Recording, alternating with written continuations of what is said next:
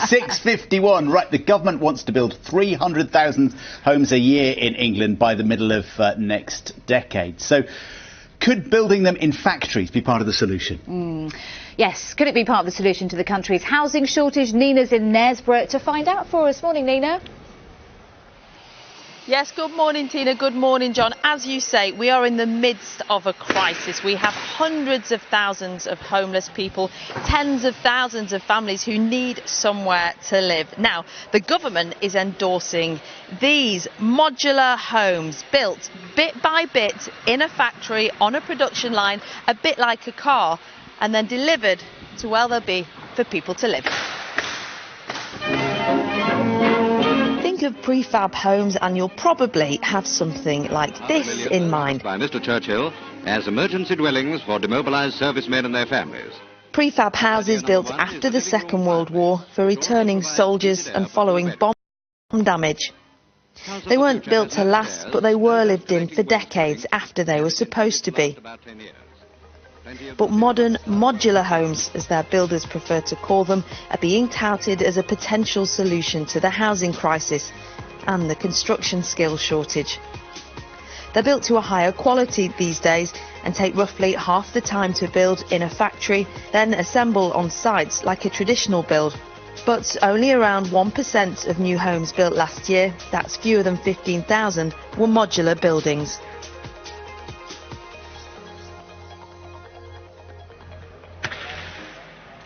Look at this, literally stapling it together behind us. So 750 homes are being built here. That is the biggest order yet of affordable modular housing. Let's talk to Dave, the boss. Talk me through then, Dave, the process here, but also, what are the advantages of building homes in a factory like this rather than on a traditional building site? Yeah, we chose the manufacturing route because we can produce at volume, we can produce a quality product, engineered, and we can also guarantee supply through the way we've adopted the manufacturing process against construction. And what we've also been able to do is generate additionality to the skills gap. What does that mean? So what we've done, we've brought people in who haven't come from the construction industry and have trained them out to assemble and manufacture homes rather than using traditional skills. As we all know, there's pressure on skills within this country. Yeah, there is just you can have a look over there. That is the ceiling to what will be somebody's home. We know at the moment, don't we, that almost half of labourers on construction sites are 50 years or above, and we have a real crisis getting into the construction. Yeah, what we've been able to do is bring new entrants into the construction industry, but we don't like to talk about construction, we like to talk about precision manufactured homes, because we can guarantee quality as they come off the line, which means, like in a car factory, we can ensure that the houses come out at a quality product rather than just being built on a dirty site in a dirty environment. Right down to the point where you can choose your bathroom and kitchen. Let's go and talk to Gemma, because Gemma, who is a finance expert.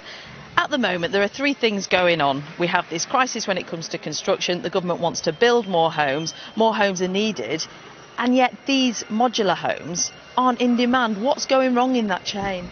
We have a massive challenge to help people own their own home, but in order for houses like this to be the solution, they need to, first of all, satisfy a need, so people need to want to live in houses like this, and secondly, solve a problem, so be an easier way to afford a home.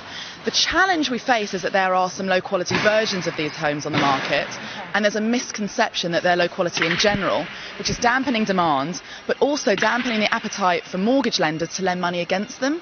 So it's making it a challenge to actually be able to afford them as well.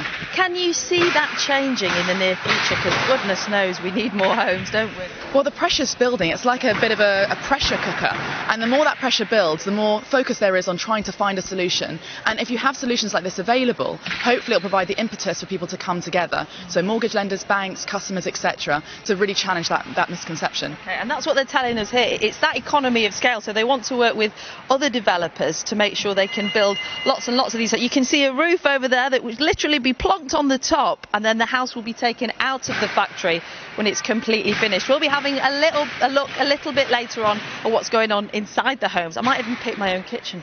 Look forward to that. Fat packed. See you later, Nina.